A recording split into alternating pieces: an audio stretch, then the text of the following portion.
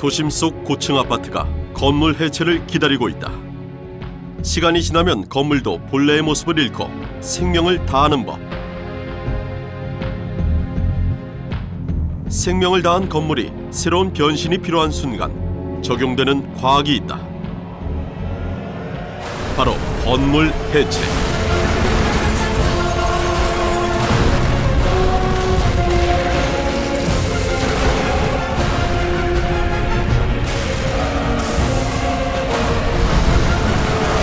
지금 건물 재탄생을 위한 과학이 시작된다.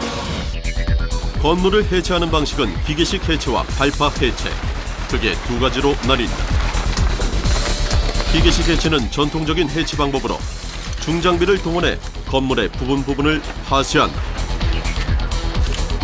기계식 해체는 탑다운 방식으로 위에서 아래로 한 층 한 층 해체하기 때문에 해체 기간이 길고 분진이나 소음 같은 환경적인 문제가 생길 수 있다.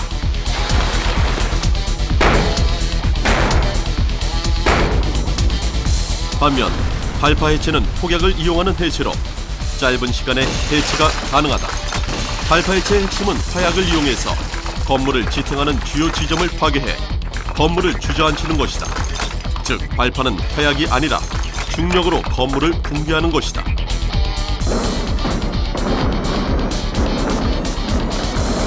우리나라 발파 해체 역사상 대표격인 남산 외인 아파트 역시 발파 해체 방식을 이용했다.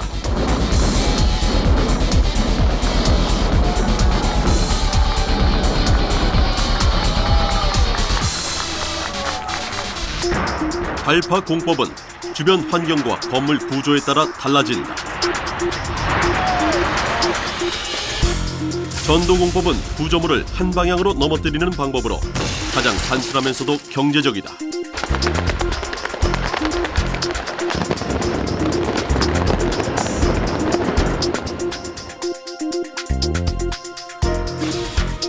폭이 좁고 길이가 긴 건물에 적용되는 것이 점진 붕괴 공법이다. 점진 붕괴 공법은 한쪽 끝에서 다른 한쪽 끝으로 차례대로 붕괴시키는 발파 해체 공법이다. 다음은 제한된 공간, 도심에서 유리한 내파 공법이다. 내파 공법은 안쪽부터 폭파해서 바깥쪽이 안쪽으로 쏠리게 하는 공법이다.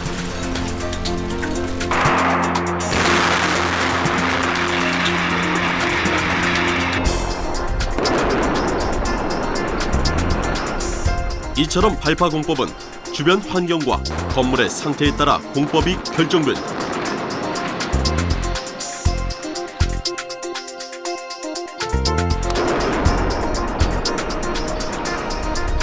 건물 해체에 앞서 사전에 건물 내장재를 제거하는데 1순위는 성면 해체다. 친환경적 해체의 중요성이 부각되면서 성면 해체의 기준은 매우 엄격한데 먼저 건물 바닥과 벽면을 완전히 밀폐한 후 음압기를 이용해서 성면의 분진이 외부로 빠져나가는 것을 막는다. 음압기는 건물 안팎의 압력 차이로 성면 분진의 유출을 막는 장비이다. 즉 내부 압력은 낮게 외부는 높게 해서 성면 분진을 흡입하고 여과된 공기만 외부로 내보낸다. 2000년대 들어 이슈가 된 성면은 2007년 성면의 제조, 수입, 유통이 금지되고 건물 내 성면 해체가 의무 조항이 됐다. 성면 해체의 핵심은 공기 중 성면의 분진이 나오지 않게 하는 것. 최대한 성면 분진을 방지하기 위해 수분제를 뿌린 후 성면이 함유된 건축대로 의심되는 모든 천장재와 바닥재를 해체한다. 성면은 이제 사용이 아니라 사용됐던 성면 건축자재의 해체와 폐기가 더 중요해지고 있다. 또한 해체된 성면 폐기물은 지정 폐기물로 분류돼 불침투성 봉투에 넣어 완벽하게 밀봉한 후 처리, 제거된다.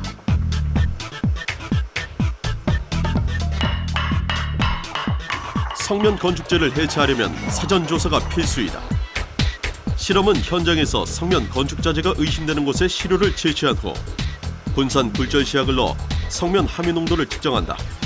이때 성면의 함유율이 1% 이상이면 곧바로 성면 건축물 해체 대상이 된다. 실험은 광학물질마다 고유의 굴절값과 색을 갖는 원리를 이용하는데 샘플 시료를 형광 현미경으로 살펴본 결과 다양한 색상 변화가 나타났다. 이처럼 이런 어떤 형태들을 봤을 때 현장에서 시료한 그 건축 자재에 백성면이 1% 이상 함유되어 있는 걸로 나타났습니다. 보통 성면을 사용한 건축재는 공기 중에 노출될 확률이 매우 적지만 발파나 폐쇄 등 해체 과정에서 생기는 성면이 대기 중에 노출될 확률은 매우 높다. 그렇다면 성면은 우리 몸에 얼마나 유해할까? 공기 중에 있는 성면 분진을 흡입할 경우 10년에서 30년의 잠복기를 거쳐 증상이 나타나게 된다. 1급 발암물질로 규정된 성면은 폐암이나 성면폐 등의 치명적인 질병을 유발할 수 있다. 국내 고층 건물 발파 해체의 대표격은 남산 웨인 아파트와 여의도 라이프 빌딩이었다. 이것들은 모두 발파 해체 방식을 선택했다.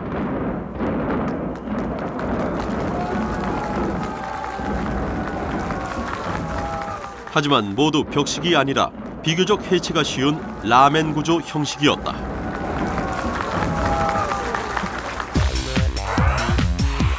건축물 구조는 크게 라멘 구조와 벽식 구조로 나뉜다. 라멘 구조는 보와 기둥이 하중을 받는 구조로 구조 변경이나 해체가 쉬운 편이다. 반면 벽식 구조는 벽을 건물의 기둥으로 삼는 건축 공법으로 벽체가 힘을 받는 구조이다. 발파 해체는 여러 단계의 사전 작업을 거친다.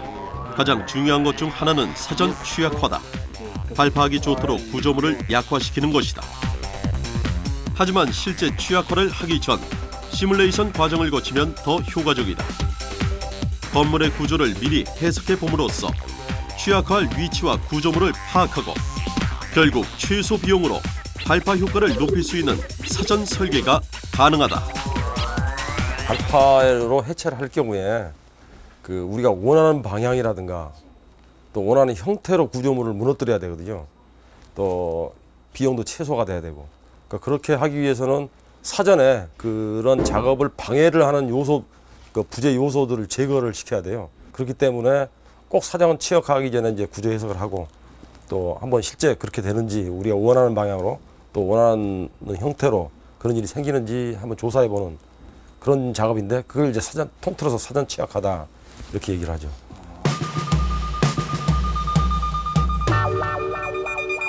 발파 해체 대상인 15층 높이의 상하 아파트. 만약 건물에 대한 철저한 구조 해석 없이 발파 해체를 한다면 어떤 일이 생길지 전혀 알 수 없다. 시뮬레이션 작업이 끝나면 곧바로 취약화 작업에 들어간다. 사전 취약화는 건물 내부의 내장재를 모두 제거하고 폐자재를 모두 뜯어내는 작업이다. 그야말로 건물 골조만 남기는 것이다.